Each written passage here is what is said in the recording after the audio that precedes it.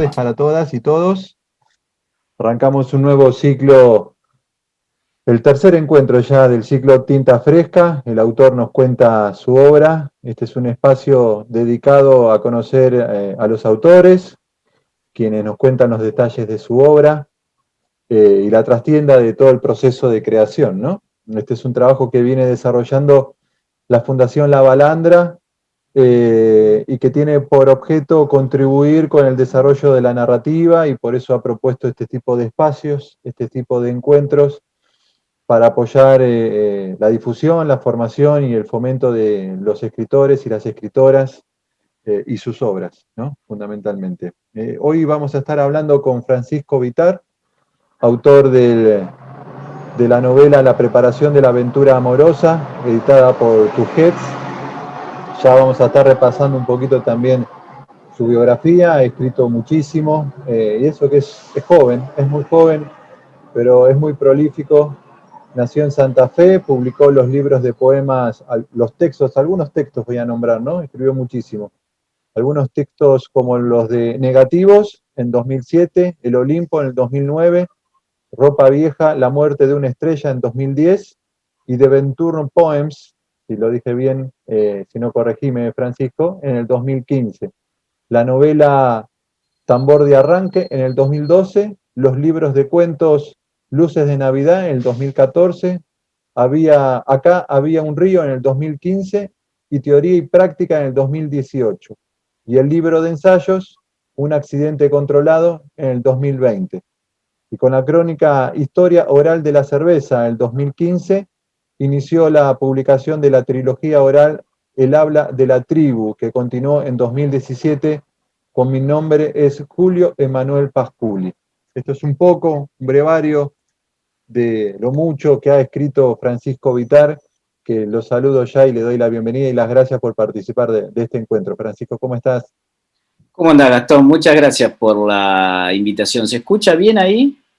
Yo te escucho perfecto, no sé el resto. Buenísimo, bueno.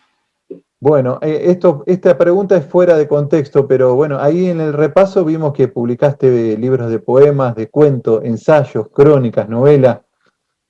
Qué variedad, ¿cómo te podés mover con los distintos géneros con tanta, con tanta destreza, ¿no? ¿Te Sí, sentís cómodo, digo?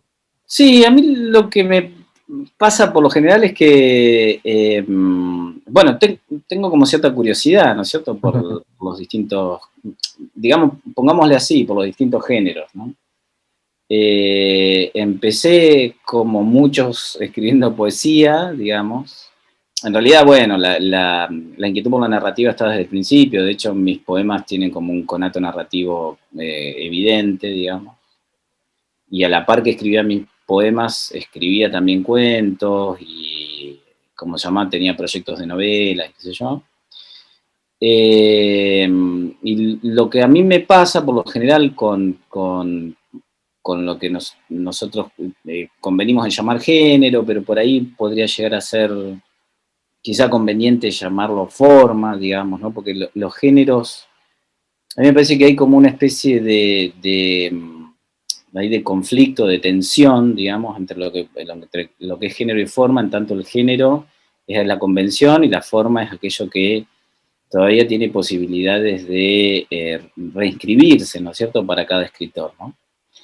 Entonces, en distintas épocas a mí me interesaron distintas formas, y cada vez que yo abordaba una forma distinta, digamos, el poema, en un principio, me parecía a mí que esa era la forma en la que me iba a quedar a vivir, que yo iba a escribir poemas para siempre, Toda la digamos. vida, claro. Claro, y después me aburría, digamos, ¿no? O me cansaba, que es un poco lo que me pasó, de hecho, después con el cuento, ¿no? Y lo que culminó en ese interés por el ensayo, que es el interés que hoy me mueve, digamos, a escribir.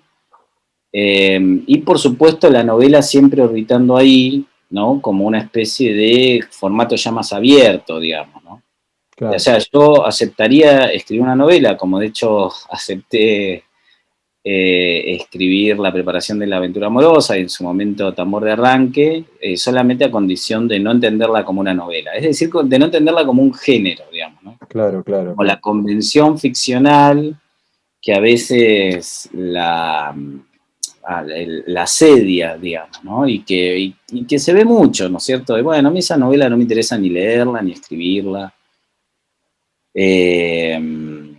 Me interesa más como forma, digamos, ¿no? Claro. Justamente. Está claro incluso en el texto que hoy vamos a estar charlando un poco, esta reflexión que vos hacés, ¿no? Porque no es una novela clásica, ¿no? Genéricamente entendida. Le voy a dar antes, sí, Sí. disculpa Francisco, antes Sí. de arrancar la charla, le quiero dar el paso a David Valverdi, el técnico hoy, también trabaja con nosotros en la fundación, para que explique un poco la mecánica de la charla de hoy y del encuentro de hoy. David, ¿cómo estás? Buenas tardes. No se te escucha, David, ¿eh? Tenés el micro. Ahí Ahora estamos. sí, Sí, sí, perfecto. perfecto. Bueno, hola Gastón, hola a todos y todas. Primero voy a comenzar recordando las vías de comunicación con la Fundación. Instagram es Fundación LB, Facebook La Balandra, Twitter Fundación LB y Fundación La Balandra en Twitter. Por supuesto, los invitamos a que ingresen a la página que es fundacionlavalandra.org.ar y el mail es info@fundacionlavalandra.org.ar. ¿Sí? Antes que nada, porque para que no nos olvidemos, hay un concurso, ¿sí? Hay un sorteo entre quienes estén participando de esta charla. Lo que les pedimos es, por favor, que se escriban su nombre, como se han inscrito en el formulario, para poder participar del sorteo. ¿Sí? Lo que vamos a hacer es tratar de mantener los micrófonos apagados mientras sucede la charla entre Gastón y Francisco, y luego se van a habilitar la posibilidad de que participen cuando nosotros les indiquemos. De todas formas, quien no se anime a abrir la cámara o el micrófono puede dejar las preguntas en el chat, que les vamos a ir teniendo en cuenta para que las responda Francisco. ¿Sí? Aprovecho, ya que tengo voz en este momento, para recordarles un poco sobre la agenda. ¿Sí? Está el ciclo de debates, El oficio de escribir, este sábado 27 a las 18 horas Argentina, vía Zoom. Con los invitados son Claudia Aboaf y Mariano Quirós, modera nuevamente Gastón Fiorda. Y en el taller de lectura, ¿por qué y cómo leer a Perla Suez? Con la participación de Perla, el día viernes 26 de marzo y el 2 y el 9 de abril a las 19 horas, horario de Argentina, también por vía Zoom. Quien modera en esta ocasión es Laura Galarza. Bárbaro, David. Bueno, importante lo que dijo, vamos a estar sorteando un ejemplar de Francisco Vitar, la preparación de una aventura amorosa, de la aventura amorosa, y lo que le dijo es clave, se tienen que renombrar. Renombrar es cómo se denominan, cómo están apareciendo ustedes en la camarita ahí abajo.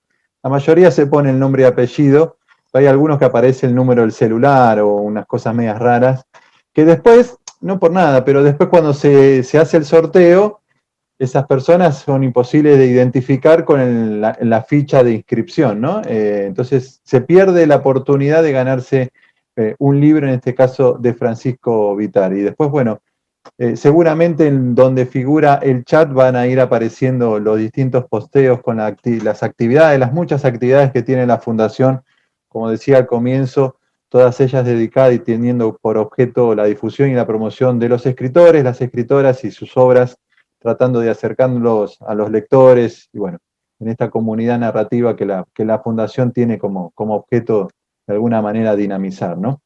Bueno, ahora sí, yendo de lleno a la charla con Francisco Vitar, autor de La preparación de la aventura. Primero, me pareció una novela escrita de un modo muy singular y en buena hora que le hice este comentario, esa pregunta al comienzo, Francisco, porque con lo que acabas de decir entiendo un poco la libertad y el desmolde que tenés para escribir con un personaje central muy interesante como es Cerro, que va desarmando su vida, que es contada, por lo menos lo que me pareció a mí, ¿no? De a partes, de a fragmentos, que tiene ese hilo conductor que es, no sé si es el amor o el desamor, que va de alguna manera uniendo esos momentos puntuales, fragmentados, llenos de reflexiones muy profundas, muy íntimas, que proponen un personaje que básicamente o no está conforme con la vida que tiene, que anhela otra vida y que de alguna manera están en una búsqueda permanente, perpetua, que lo desemboque en esos caminos correctos, que de alguna manera tengan como punto final esa vida que tanto anhela. Ese fue un poco lo que me pasó a mí, lo que me atravesó la historia en general. No sé si ese es el objetivo. En todo caso, contame vos cuál es el objeto central que tiene el protagonista, Cerro, de esta novela, ¿no?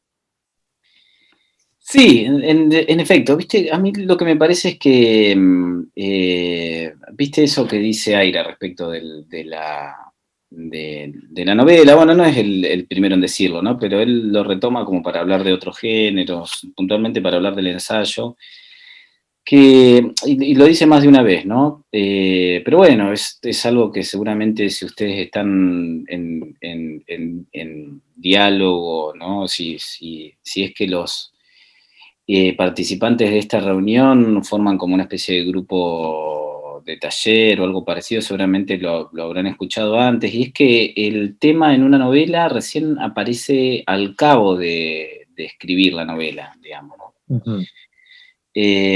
Como que pareciera ser que si el tema precede a la novela, hay muchas posibilidades de que de estar escribiendo algo que el mundo necesita oír una vez más, digamos, ¿no? Si nosotros tuviéramos que escribir una novela sobre un tema determinado, antes de ponernos a escribirla, seguramente elegiríamos alguno de los temas que aparecen a primera vista, digamos, ¿no? En cualquier lado, cuando prendemos la televisión, cuando recorremos, scrolleamos el Instagram, el Facebook, qué sé yo, el Twitter, que sería, qué sé yo, hoy el feminismo o algo parecido, y pasa mucho eso, ¿no? Como que hay escritores y escritoras de temas, más que, bueno, qué sé yo, de literatura, diría yo, ¿no? ¿Qué es la literatura en ese sentido? Es esa especie de incógnita, ¿no? Bueno, a partir de una información muy embrionaria y muy elemental, zambullirse en eso que no se sabe, digamos, ¿no? Entonces, bueno, para retomar esa idea de Aira, está eso de que, ¿cómo se llama? Anticiparse al tema en una novela es algo como, y que el tema justamente aparece al cabo de escribir la novela, ¿no? A mí me parece, por ejemplo, esta es me parece una especie de saber casi central como para ponerse a escribir, porque si nosotros buscáramos tener en claro el tema antes de, o incluso mientras estamos escribiendo, hay muchas posibilidades de que ese tema no se nos revele, ¿no es cierto? Y eso puede llegar a ¿cómo se llama?, a suscitar alguna especie de frustración o algo parecido. Yo diría al contrario, que el escritor un poco se deja llevar hacia adelante, ¿no es cierto? Atrás de algo que no es necesariamente el tema y que eventualmente puede llegar a aparecer como no, digamos, ¿no? Uh-huh. Bueno, entonces acá el tema del amor, ¿cómo se llama?, de las desventuras, de las frustraciones que sufre Ferro es el personaje de Amor de Arranque, justamente. De las frustraciones que sufre Cerro, tiene mucho que ver con esos temas que también están en mis narraciones anteriores, ¿no? Pero que yo alcanzo a ver recién ahora, más o menos, digamos, ¿no? Incluso, o sea, después de ya 20 años de escribirlas, ¿no? Sí. Incluso llego a verlas porque creo que no voy a escribir más sobre eso, digamos, ¿no? Porque ya no parece que hay en mí la necesidad de escribir sobre esas cosas. Y que es justamente lo que vos señalaste, ¿eh? O sea, estos personajes que creen, entienden que pueden romper el cerco de su vida cotidiana como para ir a una vida más legítima, más genuina, más verdadera, y bueno, y que me parece que la cuestión del amor es lo que por lo general está más a mano de los personajes o de los sujetos en general como para pensar que otra vida es posible, digamos, ¿no? Entonces, ¿Cómo le diste forma? Porque es muy particular el perfil del personaje central, ¿no? sí. Arranca siendo casi un desdichado, por lo menos lo presentás de esa manera, ¿no? Una persona que casi no tiene nada, es una especie de homeless de la nueva era, ¿no? Que va errando, va hacia una zona rural, se la rebusca con un almacenero que le da una oportunidad y construye una vida, y construye la vida casi que deseaba, una familia, la esposa, los hijos, un laburo estable en un instituto, y así toda la insatisfacción es una constante en su vida, ¿no? Es un personaje con un perfil muy particular. ¿Cómo lo fuiste descubriendo eso? Sí, a mí me parece que hay algo, ahí el personaje se revela algo que, o sea, se cuenta a sí mismo esa fantasía que me parece que está en cualquiera, ¿no? En cualquier, suena como, bueno, uno que está en cualquiera, ¿no? Pero No, es que no. está en cualquiera de nosotros, digamos, Sí, ¿no? sí. Que evidentemente es estar un poco en cualquiera. A mí me parece que ¿no? En algún ensayo que escribí un poco trabajo esa idea, que aparece en un título de Barón Visa. Barón Visa seguramente es un escritor que conocerán porque escribió una novela como muy resonante y muy linda, ¿no? Que se llama El desierto y su semilla. Eh, que en realidad, no sé si él lo escribió o lo reunieron al cabo de su muerte. Hay una serie de ensayos y de notas periodísticas que se llama Por dentro está todo permitido, digamos, ¿no? Como que para mí esa idea de que en la interioridad se suspende la ley, ¿no? Es clave para mi literatura, digamos, ¿no? Como que, bueno, yo puedo mostrar hacia afuera ¿cómo se llama? Cierta, ¿cómo se llama? Semblante de normalidad, digamos, ¿no? Pero los personajes, mis personajes, tanto los personajes masculinos como los femeninos, por dentro están en movimiento todo el tiempo, digamos, ¿no? Que es un movimiento que además ellos llevan a su vida, porque por lo general salen a caminar, mezclan su ansiedad con el movimiento de la ciudad, etcétera, ¿no? Creen que la ciudad les puede devolver como cierta huella de lo que les está pasando, y eso aparece también ¿cómo se llama? En la preparación de la aventura amorosa y en los textos Sí. anteriores, eh, que justamente me parece que repara en eso mismo, ¿no? En que los personajes se arman como de cierta causalidad hacia afuera, ¿no? Y ahí está la historia que se muestra en la superficie, pero eso depende mucho de la tensión que sufren, ¿cómo se llaman? En su vida sentimental, privada, en su vida interior, digamos, ¿no? Claro. Sin embargo, a mí el tema de apelar a la interioridad de los personajes es algo que siempre me preocupa, digamos, ¿no? Porque yo vengo como de una escuela que trata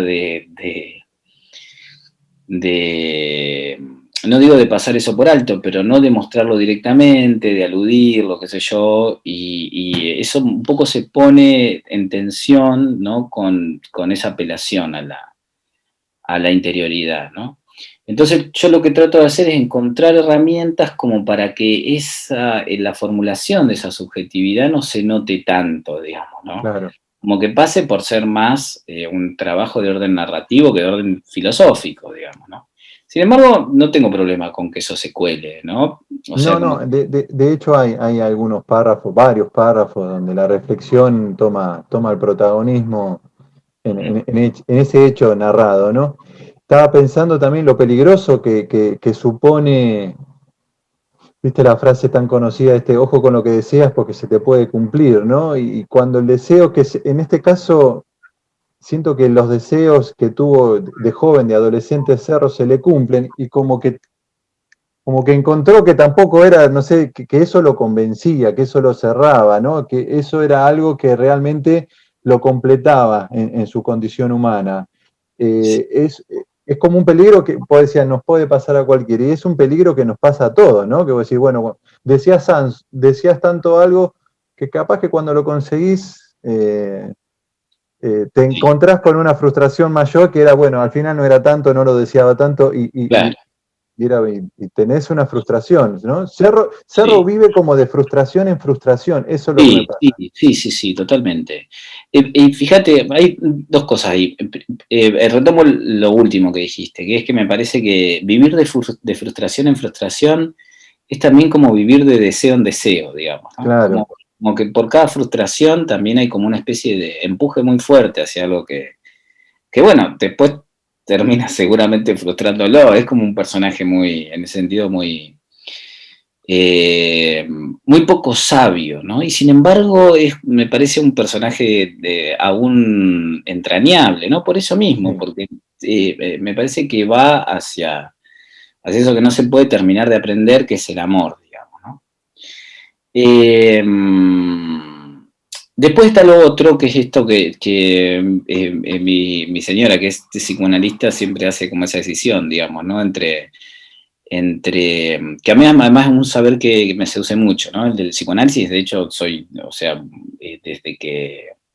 un poco desde que me fui empujado ¿cómo se llama?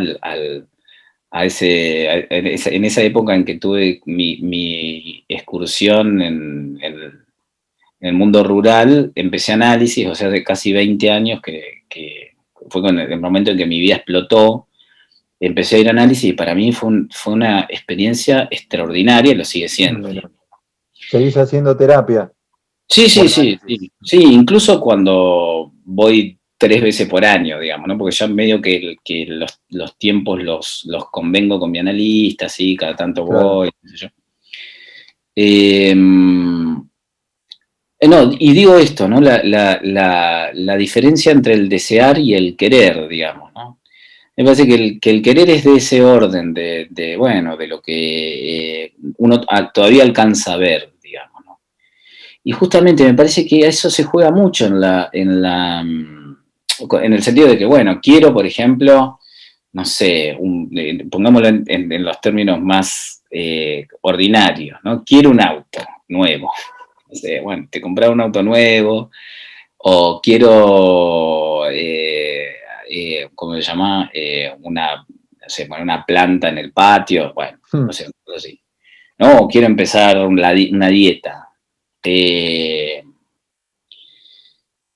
Lo, que, lo que, que- lo que, lo que sí, quiere Cerro, además, es lo que tiene el otro y el otro que está inmediatamente al lado de él. Por ejemplo, sí, en la ronda de amigos, quiere la chica de la zapatería sí, que conoció el amigo, ¿no? Y después, quiere la noviecita que tenía su amigo, el chico uno. No quiere sí, cualquier cosa, quiere eso, ¿entendés? O sea, sí, y sí, después sí, no lo logra, se frustra sí, sí. y bueno, No, y de hecho pasa eso también, ¿no? Como quiere eso, pero ¿lo desea realmente? Esa es la pregunta de la esa es la novela. duda que siempre o sea, si es un deseo genuino o es esa cosa de inconformidad que tiene Cerro, que no sabe bien qué quiere, entonces va fluctuando sus Claro, sí, sí, sí, que va queriendo, ¿no? Y lo más llamativo es que quiere cosas que su entorno, su grupo de amigos, que va fluctuando con el paso del tiempo, como nos pasa a todos, quiere lo que tiene el amigo, ¿me entendés? O sea, sí. eso era lo más llamativo, lo que me llamaba la Sí, sí, atención. sí, sí, claro, exactamente. Perfecto eso, ¿no? Como que hay una tensión fuerte entre el querer y el desear en la novela, ¿no? Y que va por ese lado, como que el querer está un poco del lado ¿cómo se llama? De su entorno, de su coyuntura, ¿no es cierto? Lo que tienen sus amigos, lo que tiene su padre, y cómo esos discursos pueden llegar ¿cómo se llama?, a amenazar su propia versión del amor, ¿no es cierto? Y el deseo, ¿no? Que parece que se le escurre, que está en contra de de esas otras experiencias del amor, etcétera, ¿no? Entonces Claro. aparece esa tensión que eventualmente la escritura parece reversionar hacia una, ¿cómo se llama? Una experiencia justamente como más propia, una versión más propia del amor, digamos, ¿no? Pero siempre involucrado con esa misma dialéctica, ¿no es cierto?, entre en lo que se prestan y en lo que se distingue, no entra en tensión entre el querer y el desear, digamos, Claro. ¿no? Hablaste recién que a los 20 tuviste una especie de experiencia rural en tu vida. Sí. Imposible no preguntarte si Cerro toma cosas de tu propia vida, o sea, porque más o menos a esa misma edad es que él se va a esa casa de los tíos y que es casi una Sí, vida rural, ¿no? sí. La que tiene él. ¿Tiene Sí, algo? sí, no, de hecho la novela está compuesta a partir de determinado momento, un momento en que justamente me di cuenta, para mí la cuestión de lo que conversamos al principio o antes, la cuestión del tema, es una cuestión clave, ¿no es cierto?, eh, para pensar esta novela y las novelas que vienen al cabo de esta novela, que son novelas que están en serie con esta misma, digamos, ¿no? Claro, Este es el primer volumen de una serie que se llama De ahora en adelante. Entonces, a mí lo que me pasó es que en un momento me di cuenta de que,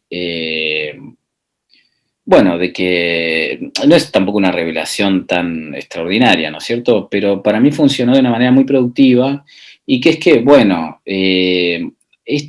a esto que vengo narrando, que tengo como esos elementos embrionarios, qué sé yo, me lo podría apropiar del todo, que es algo que para mí es nuevo, digamos, ¿no? Digamos, en virtud, en función de cierto formalismo, yo trataba de hacer el rodeo de la ficción, digamos, ¿no? La transfiguración literaria, ¿no?, de mi propia experiencia, la alquimia de la experiencia, diría justamente Aira. Y yo lo que encontré un poco con la preparación de la aventura amorosa es que no, es que hay posibilidades de, aún atravesando una experiencia artística, como puede ser la de la transfiguración, ¿no?, la de la escritura, podía ser fiel justamente a la literatura, digamos, ¿no? Entonces la cuestión del tema aparece ahí como una cuestión central, digamos, ¿no? ¿Por qué? Porque en el momento en que me doy cuenta de que mi vida puede incorporarse de que este libro puede tratarse de mí, aparece el tema, digamos, ¿no?, que es el amor, o la serie de desventuras que atraviesa este personaje a lo largo de su vida, en distintos momentos de su vida. La novela lo que hace es recoger episodios de distintos momentos de su vida, cómo eso se pone en juego atrás de su pregunta por la posibilidad de serle infiel a su mujer, digamos, ¿no? claro. Que es la gran pregunta que se hace. Claro, La claro, segunda sí, parte del libro vendría a ser, ¿no? Que se hace. claro, efectivamente. Entonces, ahí la información biográfica, digamos, que antes en mis libros anteriores, ¿no?, en mis ficciones anteriores, justamente, esta carga biográfica, esta información biográfica servía, ¿cómo se llama?, yo la ponía ahí donde necesitaba una serie de datos como para seguir adelante en el relato, escenificaciones, rasgos de algunos personajes, etcétera. O sea, que eran como medio un material de catálisis del texto, o sea, ahí donde no en sus rasgos centrales, sino en sus rasgos casi aleatorios, digamos, ahí donde el relato se detiene, ahí entraba mi experiencia personal, o sea, casi que estaba de relleno la data de mi vida, ahí en aquellos textos de ficción, ahora pasaban a tener un lugar central, digamos, ¿no? Al punto que yo considero que esta novela es el primer, por eso aparece la serie, ¿no? Es el primer volumen de una serie que tiene como un impulso autobiográfico, digamos, ¿no? Autoficcional sería un poco. Sí, sí, pero yo diría que ahí la cuestión de la ficción, ¿por qué? Porque está bien, hay un personaje acá, que ya en el próximo libro desaparece, digamos, ¿no? ¿Desaparece Cerro? No me digas eso. Sí, o sea, hay un él que lo sustituye, digamos, ¿no? Pero Ah, ya no tiene nombre, digamos, ¿no? ¿Por qué? Porque ese es entiendo. otro recurso que hay muchos que aparece primer amor, Sí, chica uno, chico 2, o sea, como que es un dato menor los nombres propios, la sí, denominación de ese otro, ¿no? Parece como irrelevante en algunos casos.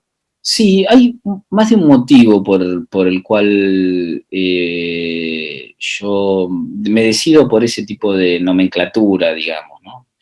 El primero es seguramente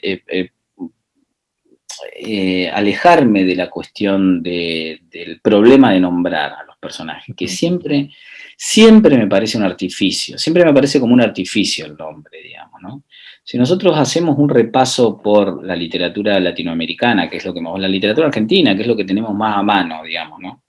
Y vemos cómo se nombra en distintos momentos de la literatura, ¿no? En distintas generaciones, etcétera, nos encontramos con que los nombres son de lo más caprichosos, digamos, ¿no? Sí, claro. Justamente tiene que ver con los tiempos, de hecho, con cierto artificio a la hora de nombrar, qué sé yo. ¿No? Que a mí eso siempre me aleja de lo que estoy leyendo, digamos, ¿no? Ese artificio del nombrar. Sea cual sea el criterio que se utiliza para nombrar a los personajes, ¿eh? Incluso el más pelado, tipo Juan, bueno, el personaje se llama Juan Pérez, ¿no? Eso ya sería como un obstáculo, digamos, ¿no? Para mí, para leer los textos literarios, ¿no? Desde esa cuestión, la que es la más ¿cómo se llama? Pedestre al momento de enfrentar un texto, hasta la cuestión de que yo prefiero más bien que aparezcan como en su función, esos personajes que aparezcan como en su función literaria, digamos, ¿no? Su función narrativa, más bien, Claro. ¿no? Como bueno, como en todo caso, como el lugar que ocupan en el texto, más que en el Claro. lugar que ocupan en la realidad, digamos. Los pones en acción y el nombre es como una cosa más estanca, ¿no? Algo Claro. más. Sí, sí, sí, que además que como que establece como un espacio en torno al personaje, más que Claro. eh, atraer la atención sobre ellos mismos. Incluso porque son personajes que están de paso ahí, digamos, ¿no? Sí, sí, sí. Eso demuestra otra vez ¿cómo se llama? La importancia del foco sobre el personaje, digamos, ¿no? Sobre Cerro en este caso. Claro. Y también la cuestión que a mí también es una cuestión que me interesa mucho es cómo ir hacia como una especie de estilo de alguna manera formulario, digamos, ¿no? Y a mí me parecía que esa especie de estilo formulario que se aviene además eh, ¿cómo se llama? Con el estilo del expediente, del archivo y demás, va más hacia eso, ¿no? Hacia ponerle a los personajes de nombre uno, a, qué sé yo, el otro, que ponerle, no sé, Sí. a Aureliano Buendía.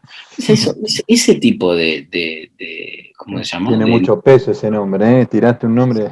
Claro, pero fíjate qué lejano, Hay que ¿no? sostenerlo. Digo, tiene que haber un personaje detrás fuerte para sostener un Claro, nombre propio tan. claro, totalmente, exactamente, sí señor, sí señor, sí señor. Te, Bueno, te y eso, consulto, te sí, consulto te consulto por el factor de la calle, que aparece tanto. De hecho, vos tenés una frase que yo me la anoté, que me parece que representa toda una síntesis del universo de Cerro, que dice, el único lugar que ofrece consuelo es la calle. Ponés, no me acuerdo bien, pero yo me la anoté porque es todo para Cerro. Digo, a Cerro le sacás la calle, la posibilidad de andar, de caminar y de perderse, y casi sí, que lo dejás con la mente en blanco, porque el tipo elucubra todo su futuro, todos los pasos que va a dar, los que ya dio, a partir de esa práctica, si se quiere, que es andar por la calle sin destino, porque cuando sí, sabe de dónde tiene que ir, eso también le molesta, le gusta andar casi sin saber qué rumbo va a tomar. ¿Por qué? Es un factor también que atraviesa tu propia vida, y si no es así, ¿por qué le diste esta característica a Cerro? Sí, en mi literatura, cuando los personajes salen a la calle es porque están perdidos, digamos. Ajá. O sea, están perdidos antes de llegar a la calle. Entonces, la calle es como una especie de, viene como a refrendar esa situación interior, digamos, ¿no? Entonces hay como una experiencia de la pérdida o del extravío, en todo caso, en la ciudad, digamos, ¿no? Entonces la ciudad es como ese soporte. De hecho, se habla en determinado momento se habla mucho de eso, ¿no? En la novela, como de que la ciudad en realidad es de los perdidos y no de aquellos que ¿cómo se llama? Que la usan solamente como trayecto, digamos, ¿no? Como que la usan solamente para ir de la casa al trabajo y del trabajo a casa, esos no son quienes hacen un uso verdadero de la ciudad, etcétera. Entonces, que hoy yo pensaba igual porque estábamos conversando una cosita con mi mujer, y terminé pensando en esto, ¿no? Entonces, estábamos conversando sobre qué significa tener calle hoy, ¿no? Claro. Que bueno, qué sé yo estoy como medio, cuando estaba más perdido, sabía un poco más qué era la calle. Pero ahora que no estoy tan perdido, me parece, no sé cómo es la calle, ¿no? No la necesitas tanto a la calle, ahora Claro, que no estás claro, perdido. No, claro, no la necesito tanto. Entonces, y lo que decía era, lo que pensaba era si la calle es esa experiencia del extravío, qué sé yo, prefiero no tener tanta calle, ¿no? claro. No, digo, pero que de todas maneras son personajes que no hacen de la cuestión de la calle, porque tener calle pareciera ser un valor. No hacen de la cuestión de salir a la calle una especie de, ¿cómo se llama? De ganancia. Al contrario, es como Claro. salir a perderse, ¿no? Es salir como un trabajo introspectivo que hace Cerro cada vez que sale a la calle, Sí, ¿no? Como que sí, se sí. indaga, es un tipo que además cerebralmente es muy activo, ¿no? Está todo el tiempo Sí, lucubrando cosas. sí, sí, sí. Y la calle es como su medio, su hábitat para hacer esa actividad cerebral, si se quiere, ¿no? Sí, a mí también en términos, ¿cómo se llama? Narrativo, funciona mucho, ¿viste? El tema de la calle, porque eh, la calle supone como cierto, ¿cómo se llama? Como cierta experiencia interior que se va entreverando, o como cierto relato de la interioridad, que se va entreverando con un viaje, digamos, ¿no? Ujú. Porque si bien hay como cierto extravío, es de todas maneras el salir a la calle supone como cierto recorrido narrativo, porque es ir y volver, ¿no? Porque si bien se pierde, hay como cierto establecimiento, cierta estructura del viaje, ¿no? Se pierde en el medio, pero va y vuelve, digamos, ¿no? Es como eso de que el viaje ya supone un cuento, digamos, ¿no? La vida es como mucho más amorfa, ¿no? Que los relatos. De hecho, el relato, el cuento, la novela, etcétera, son como maneras de darle como un sentido a la experiencia que no la tiene, digamos, ¿no? Claro, claro. Entonces, hay muy pocos lugares donde la vida tiene la estructura de un relato. Y una es el viaje, ¿no? Entonces podríamos pensar, porque el viaje ya supone un ida y vuelta, ¿no? Como, bueno, veo qué me pasa Sí, allá. principio y fin vendría a ser. Claro, entonces, si yo cuento un viaje, ya estoy contando un cuento, ¿no? Como, bueno, hice este viaje, qué sé yo.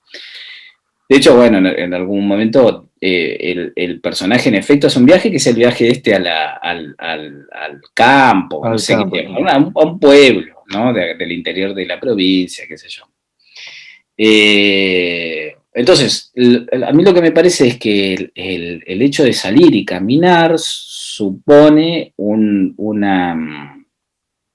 Y lo veo un poco ahora cuando te lo cuento también, ¿no? Como cuando yo lo escribo, quizá no lo veía de esta manera, pero ahora entiendo que hay como cierta solución narrativa que propone el hecho de salir a la calle y perderse por un rato y al cabo volver, digamos, ¿no? Claro. Y eso, a mí me parece que hay como mucho de eso de salir y perderse en la propia, en el propio discurso de Cerro, ¿no? Que es como, bueno, arranco con una cosita, la voy, ¿cómo se llama?, complejizando, esto se vuelve una cosa cada vez más grande, compromete mi vida, qué sé yo, y vuelve, ¿no? Es como una cosa que se desovilla y se vuelve a ovillar, ¿no es cierto? Está Sí, como sí. todo el tiempo haciendo ese movimiento. Todo lo vive con esto. Esto hago, la última pregunta y ya después habilito a la gente, ¿no?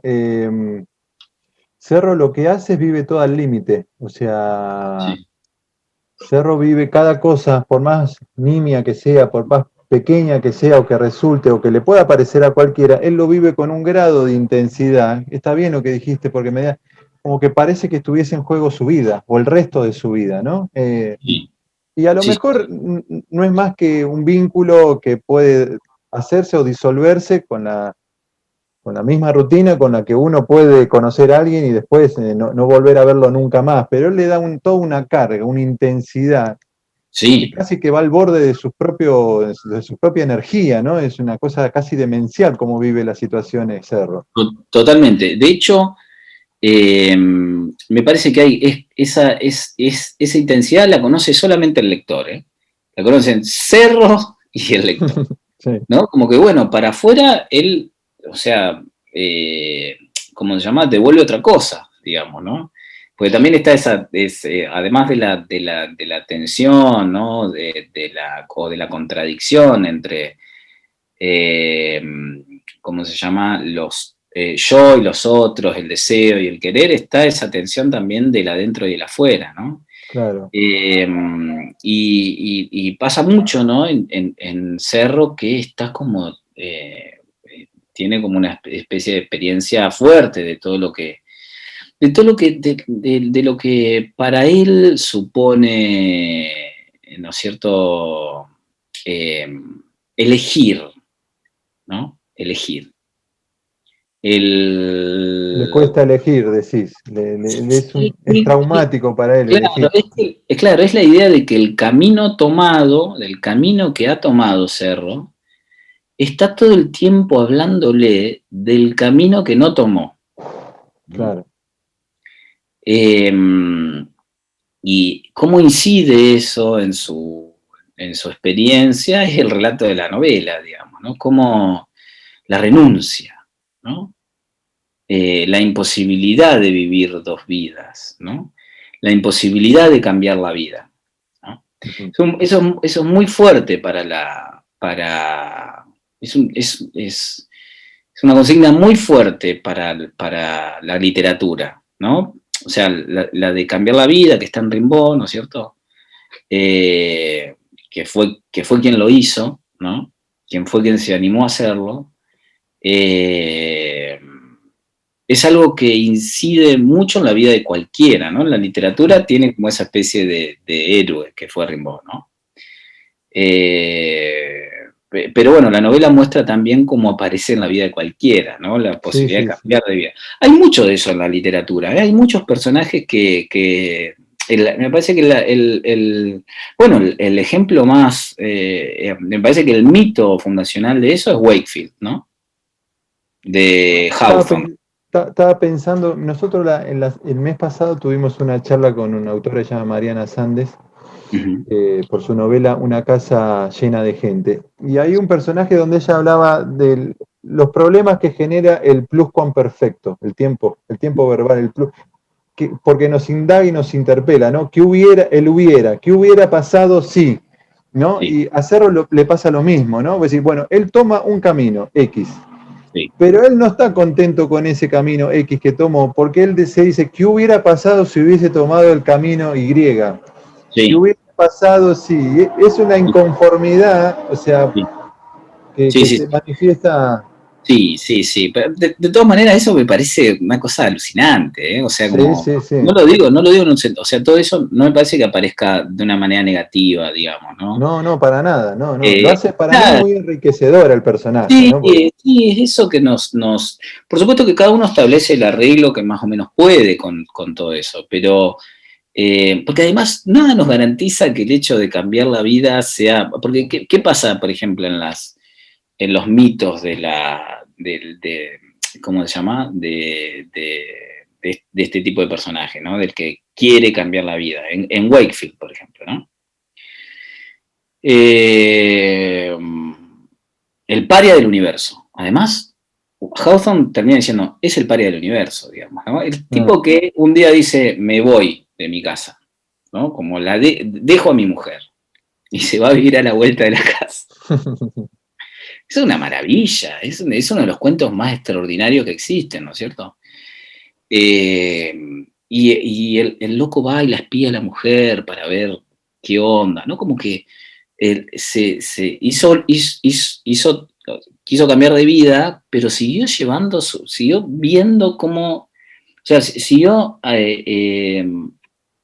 ¿cómo se llama? Siendo testigo de su fantasma, digamos, ¿no? Claro. ¿Qué pasa ahí donde yo no estoy, digamos, ¿no?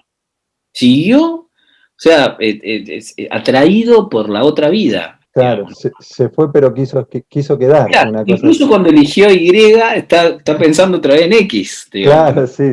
Cuando la vida le dio porque a veces la vida no te da la chance de redireccionar tu camino, ¿no? Claro, claro. Cuando te da la chance, seguís pensando, sí. Claro.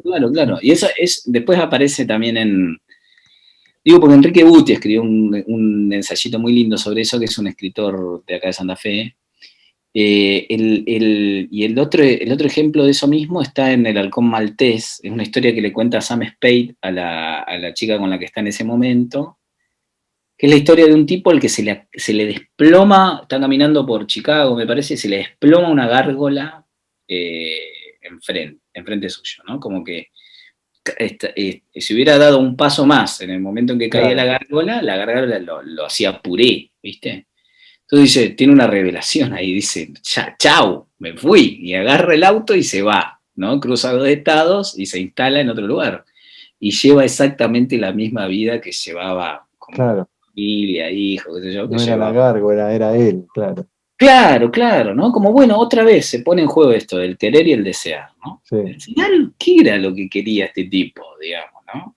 Bueno, a mí me parece que eso que no tiene solución, es una cosa muy linda para escribir, digamos. Y está bueno que también que nos quede claro, ¿no? Decir, bueno, ¿qué quería hacerlo al final, ¿no? Porque vos decís, bueno, cada uno, ahí el lector completa como le parezca, ¿no? Claro, completa lo que, el mensaje no está dado, es uno el que debe sumarlo. Te propongo, Francisco, ahora abrir el micrófono a la gente que está escuchando la charla. No sé si querés arrancar vos, David, leyendo las preguntas que habrán aparecido en el chat para Francisco. Si no, arrancamos con las preguntas, con aquellos valientes que quieran abrir el micrófono y preguntarle a Francisco. Bien, hicieron preguntas Alejandra y Alicia. Yo no sé si ellas querrán hacerlas ellas mismas a las preguntas o si no las digo yo. Francisco, soy Alejandra, la que hice la pregunta. ¿Cómo estás? Mirá, por lo que comentás, la novela parece terriblemente interesante. Lo que preguntaba era si se trata todo lo que al protagonista le pasa de una existencia inauténtica, donde este juego que vos hablás del desear y el hacer, donde él no puede encontrar su lugar en el mundo, que va errando permanentemente por la vida buscando no se sabe qué. Sí, es una pregunta realmente, ¿no? Pero es una pregunta, además que el propio, o sea, no sé si se lo hacen esos términos, pero que que sobrevuela la novela, ¿no? ¿Podría este personaje llevar una vida más auténtica si hiciera otra cosa? ¿No es cierto? Claro. Sí, aparece, es quizá uno de los núcleos de la novela, y sin embargo, me parece a mí que formular esa pregunta es ya estar en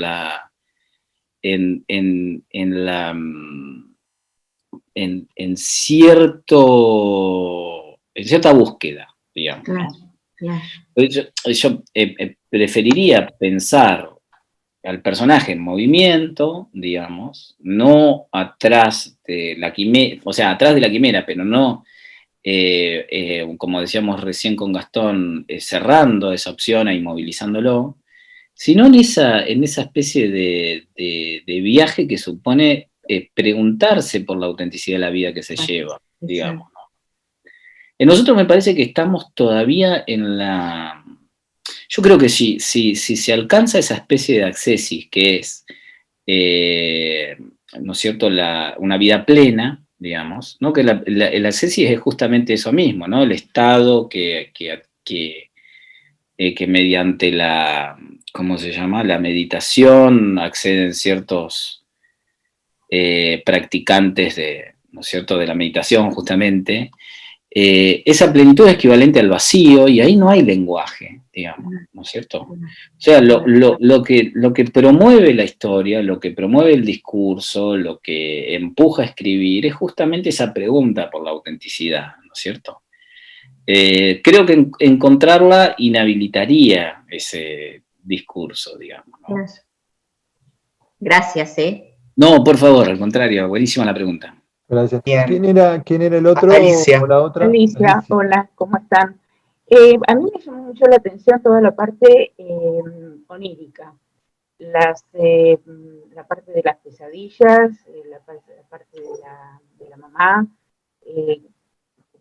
todo lo que él va dando vuelta alrededor de esas pesadillas y de esos sueños que son reiterativos en algún momento.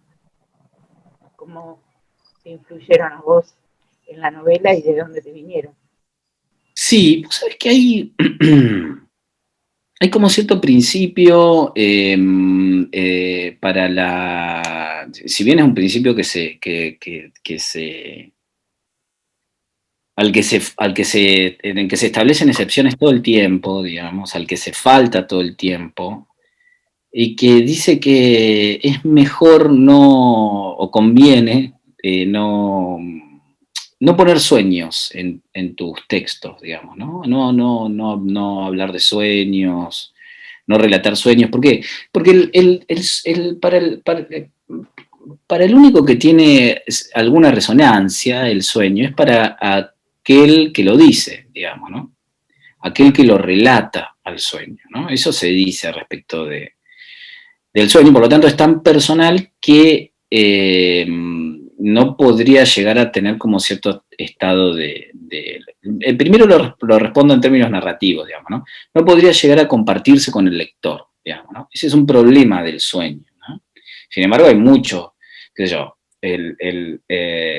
empezando por la interpretación de los sueños de Freud, hay mucho escrito, ¿no?, sobre los sueños, qué sé yo. Bueno, escribió Adorno, escribió sobre sus sueños, Benjamin, qué sé yo, Perec, un montón, ¿no? Y entonces, a lo que voy a lo siguiente, el sueño tiene lugar en la novela en la medida en que haya como cierta funcionalidad respecto del relato, digamos, ¿no? Aparecen esos sueños que le dicen algo al texto y que le dicen, por lo tanto, algo al lector. Y es más, aparecen esos sueños o pesadillas, ¿no es cierto?, en los que en su relato habría cierta posibilidad de que a través de la escritura haya como cierto saber, digamos, ¿no? Y que funcionen tanto en términos de texto, ¿no?, que aparezca ahí en el texto, pero también para mí. O sea, yo quería comentar esos sueños porque me parecían que venían a cuento, justamente, porque tenían que ver, o sea, tenían su pertinencia en el relato y al mismo tiempo yo quería hablar de ellos, digamos, ¿no? Y ahí me parece que está bueno eso, porque ahí, o pensar respecto a eso, porque ahí también se juega algo del orden de la biografía, digamos, ¿no? En esos lugares de engarce, ¿no es cierto?, entre lo que puede llegar a ser la narración y la experiencia personal, digamos, ¿no? Por ejemplo, en estos sueños tratados de una manera novelesca, digamos. Pero a mí me parece que es algo para pensar, ¿no?, el tema de los sueños, porque efectivamente no tienen resonancia más que para aquel que, a priori, no tienen resonancia más que para aquel que los experimentó, que los soñó, digamos, ¿no? Porque nosotros escuchamos los sueños ajenos y nos parecen una pelotudez, digamos, ¿no?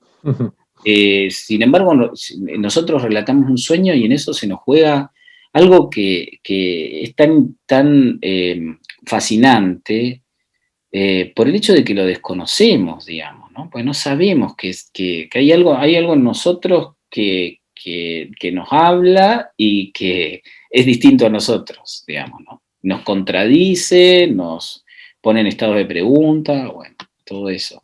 Pero bueno, eso para el que lo escucha, ¿qué le importa, digamos, no? A mí No me lo pareció puedo- como, Sí, perdón, no, me pareció que todo lo que relatabas de esa pesadilla, que era muy intensa, por eso me llamó la atención dentro del relato, de la novela, me pareció muy intensa, escrito en forma,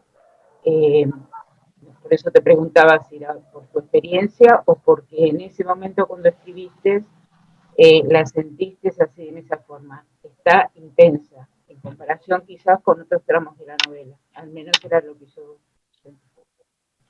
buenísimo, me alegra saberlo porque era para mí toda una, ¿cómo se llama? Una pregunta, cómo pueden llegar a funcionar esos sueños ahí.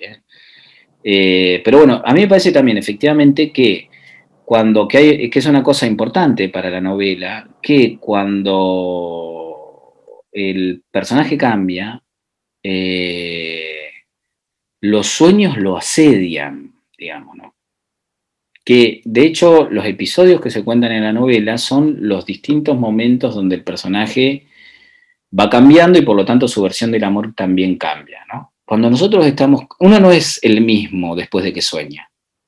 Esa es la lección básica del psicoanálisis. Nosotros soñamos y sobre todo si nosotros hacemos una experiencia del relato de ese sueño, vamos a encontrarnos con otra versión de nosotros mismos, ¿no?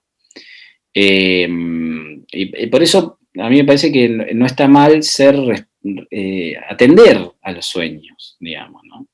Entonces, si este personaje está cambiando, se muestra a este personaje en momentos de giro, los sueños son como se muestra un héroe en cualquier novela, ¿no? ¿De qué trata?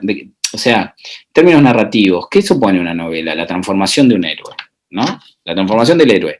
Bueno, si el héroe está cambiando es porque está soñando. Ahí vamos, ya se está acercando la hora de cierre. No sé si Gloria, que tiene la mano ahí levantadita en su pantalla, quiere hacer alguna pregunta. ¿Era por eso? Sí. Hola, bueno, me pasa como al resto de los compañeros, como tengo una gran ansiedad por leer la novela, no la he leído, y una de las preguntas es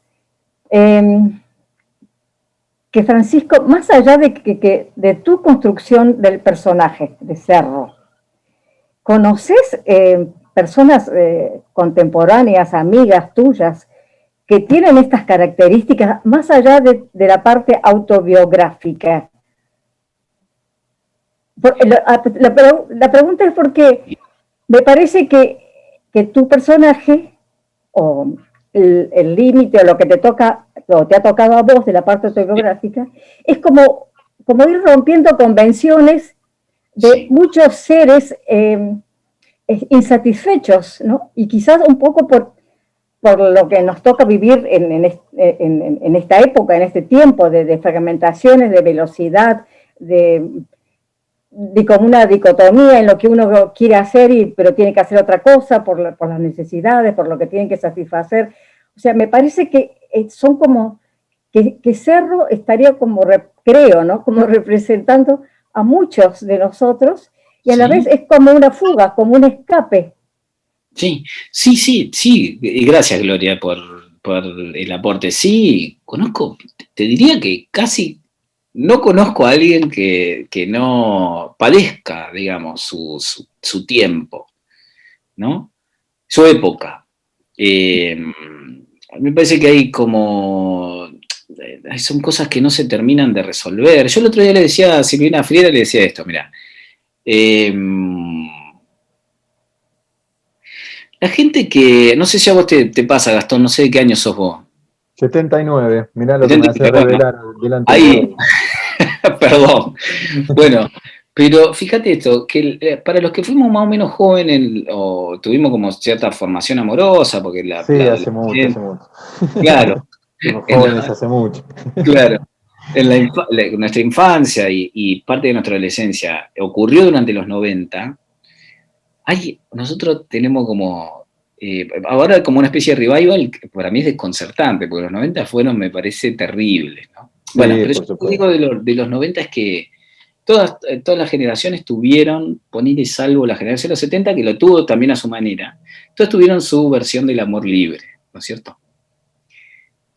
Pero los que fuimos jóvenes en los 90, no. O sea, los 70, bueno, qué sé yo, sobre todo en la clase cultural, un poco de lo que estamos hablando, ¿no es cierto? En los 60 ni hablar, acá un poco pasó medio desapercibido, pero existió también el hippismo, la contracultura, qué sé yo. En los 70, la lucha armada. En los 80, después de que pasó la aplanadora de la dictadura, la primavera, qué sé yo, democrática, ¿no? Como bueno, y también todos tenían su versión del amor libre. En los 90 hay como un vacío.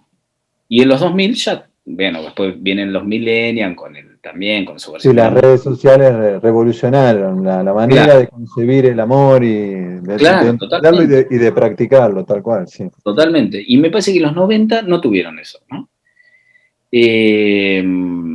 O sea que vivimos la peor década para... Me parece que sí. En el reparto de décadas salimos perdiendo como locos. Totalmente, pero estoy seguro de eso, casi seguro de que en los 2000 era mejor ser... Bueno, todo el mundo tiene esa percepción igual, ¿no? Pero, bueno, me parece eso, ¿no? Y que al no haber tenido la experiencia que es una experiencia en buena medida generacional, del amor libre, esa falta de amor libre, ¿no? De libertad en el amor, después aparece como el retorno de lo reprimido en la historia de mucha gente que fue joven durante los 90, ¿no? Claro. Entonces, eso, Gloria, me parece que es parte de esa infelicidad. Mucha gente que conozco que es como de mi edad, más o menos, esa especie de, no sé, infelicidad, de incompletud, que se traduce muchas veces en eso, ¿no? En qué sé yo, en como, bueno, no tuve mi experiencia del amor libre, voy a poner ese amor libre en todos lados, digamos, ¿no? Voy a hacer de eso, no voy a administrarlo, voy a hacer un uso irracional, irreflexivo, qué sé yo, ¿no? Como muy maniático de eso mismo, ¿no? Y es en buena medida también frente a lo cual lucha este personaje, ¿no? Como, bueno, ¿qué hago con esto, digamos? ¿Qué hago con esto que me faltó, digamos, ¿no? Y que aún me falta, digamos, ¿no? Es muy, por supuesto, es una teoría muy aventurada, ¿no? Pero te aseguro que la gente que le pasó eso, que tuvo el problema de ser joven durante los 90, tiene mucho de eso, ¿eh? Gracias. Me dejas mal, me arruinaste. Me arruinó. Está bueno, Gloria, gracias, Gloria. Acá Francisco me acaba de arruinar el fin de semana. Sí. Perdón. Mucho para pensar me dejas. David, ahí no sé si vamos cerrando. Creo haber leído algo de Sebastián, que estaba ahí preguntándole por una cuestión generacional y la parte más, no sé si lúdica de la narrativa. No sé si Sebastián quiere abrir el micrófono y hacerle la pregunta. Y después, David, si quedó alguien más, y vamos cerrando. No quisiera que nadie se quede sin preguntarle algo a Francisco, ¿no? Pero bueno, para ir cerrando, ahí ordenamos las preguntas. Sebastián, vos. Dale, gracias, Gastón. Sí, un poco lo que decía Fran, que me da la sensación que hay como algo de los escritores contemporáneos argentinos, con escritores y escritoras, que hay como una camada que está haciendo como algo mucho más lúdico con la escritura. Se me viene a la cabeza ahí, decía Gaby Cabezón Cámara, Ariel Magnus, y te quería preguntar si vos te sentís un poco parte de eso. No te digo que lo estés buscando, pero si te parece como que es algo que surgió y que se está viendo hoy por hoy en la literatura argentina contemporánea, y si también a la vez esa nueva manera, eso que decías vos de ya no hablar de género sino de formas, es como una manera como casi inevitable de abarcar estos temas que están recontraabarcados, como ya sea tipo el amor o lo que sea. Sí, buenísimo. Gracias, Eva, por la pregunta. Sí, a mí me parece que sí, que no hay digamos que los temas el abanico de temas es siempre reducido, digamos, ¿no? Entonces, lo que hacen las distintas camadas de escritores es abordarlo de una manera distinta, digamos, ¿no? Porque, bueno, la forma es la expresión de un tiempo o de una época y tiene que ver con ¿cómo se llama? Por supuesto, es algo que yo no termino de saber, porque me parece que la forma la forma junto con el tema son como cosas demasiado, son planos de la narración como muy acorralados por la actualidad, digamos, ¿no? Como que eso se ve recién con el paso del tiempo, digamos, ¿no? Pero sí, me parece que los escritores que vos nombrás efectivamente tienen como una búsqueda formal, digamos. Hay en ellos como una necesidad más de que me parece que tienen como el impulso hacia el no saber, digamos, ¿no? Yo tuiteaba esta mañana, ¿no? Como que, bueno, me había levantado, yo tengo una hija de 6 años y una bebé de 10, 11 meses. Y hoy la bebé se levantó como muy temprano, entonces, bueno, me fui a caminar, qué sé yo, con ella, no sé qué, y como estoy trabajando en un librito de ensayos, un poco anotaba para el librito y un poco anotaba cosas en Twitter, ¿no? Entonces decía un tuit que era ese, ¿no? El que sabe escribir sabe drogarse, ¿no? ¿Por qué? Porque me parece que drogarse y escribir en ese sentido son como, si bien yo no soy un drogón muy experimentado, o sea, solamente con lo básico, me parece que la cuestión de las drogas tienen como cierta, ¿cómo se llama? Hay como cierto parecido con el tema de la escritura porque hay que entregarse a eso, digamos, ¿no? Hay que entregarse a no saber de eso mismo, digamos, ¿no?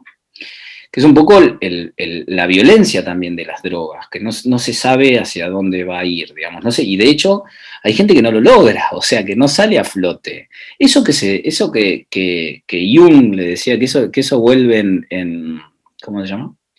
Piglia lo trabaja todo el tiempo, eso de que Jung le dice a la hija es así, Lucía, la hija de Joyce, tenía como un... Joyce. La hija de Joyce tenía como un mental, digamos, ¿no? Y Joyce, que era un tipo como muy lector de Freud, va a consultar a Jung, que era el analista que tenía a mano, digamos, ¿no?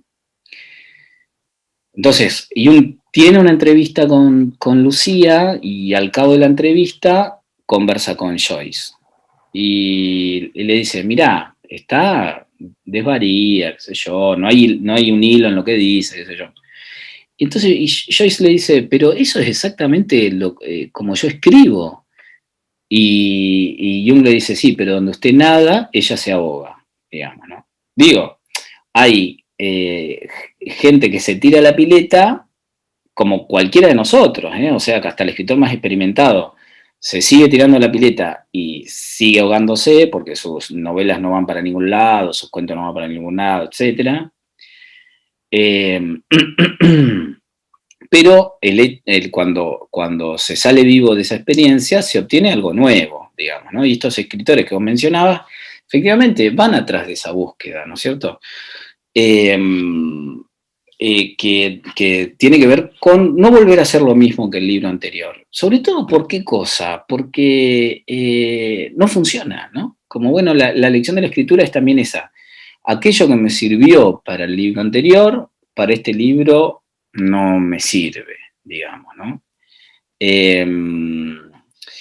Y bueno, y al contrario de eso tenés los escritores que llegan con el tema ya previsto, o sea, lo que escriben está ya mucho más escrito antes de ponerse a escribirlo que lo que se escribe ahí cuando se está escribiendo, digamos, ¿no? Y es una experiencia mucho más artística, me parece a mí, la de zambullirse y ver si nadamos o nos ahogamos, digamos, ¿no?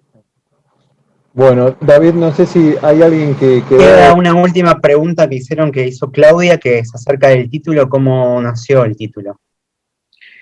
Bueno, el título es, me parece que viene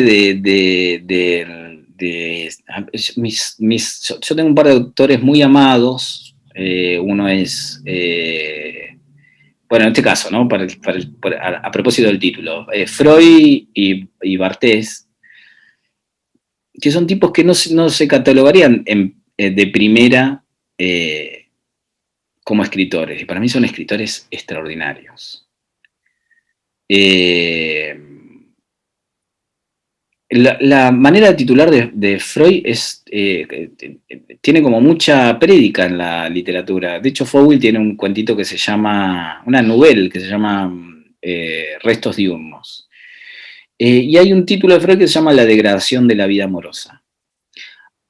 A la vez que hay un título de Barthes que se llama, de un seminario que se llama La preparación de la novela, ¿no? Me parece que como en una zona media, entre ellos dos, aparece la preparación de la aventura amorosa. A la vez son dos escritores muy afines entre ellos, digamos, ¿no? Si bien, por supuesto, Freud es anterior. Barthes lo retoma mucho, ¿no? Como escritor. Y a mí me parece que hay como cierta voluntad en ellos de ir hacia la ciencia, pero no, o sea, hacia cierta idea de ciencia, ¿no? En el caso de Freud era como el positivismo, ¿no? Que era la moda teórica de entonces. Y en el caso de Barthes, la semiología, que era también la moda teórica de entonces, que en realidad lo que hacen es ayudarlos a escribir. O sea, ellos van hacia la ciencia y todo el tiempo terminan escribiendo, digamos, ¿no? Y a mí eso me parece clave para escribir, ¿no? Ir hacia algo que parece una ciencia, y volvemos a lo que conversamos con Seba hoy. Ir hacia una ciencia, o sea, ir hacia lo que se supone que se sabe, ¿no? Y sin embargo, la escritura te está desviando todo el tiempo hacia otra cosa, digamos, ¿no? Y para mí, Freud y Barthes son dos ejemplos clarísimos de eso mismo, digamos, ¿no? Y les recomiendo su lectura, son dos escritores extraordinarios, me parece. Bueno, Francisco, un placer escucharte, un placer compartir este rato con vos, y a todos y a todas los que participaron, les agradecemos que hayan escuchado y después que hayan participado los que lo hicieron, y los otros con el silencio respetuoso también, escuchando cada una de las opiniones y de los comentarios y de todo lo que nos dijo Francisco y que compartimos acá. Les agradecemos a todos. Recuerden visitar La Balandra, la fundación, la página web, todas las redes sociales, que hay más novedades y seguramente nos estaremos reencontrando dentro de muy poquito. Saludo también a David, que hizo un trabajo increíble en la técnica y repartiendo. Él es como el técnico, ¿viste? Detrás de todo está siempre un genio. Así que todo funcione de maravillas. Y bueno, gracias de nuevo y que tengan buen fin de semana. Hasta pronto. Gracias a todos y a todas, ¿eh?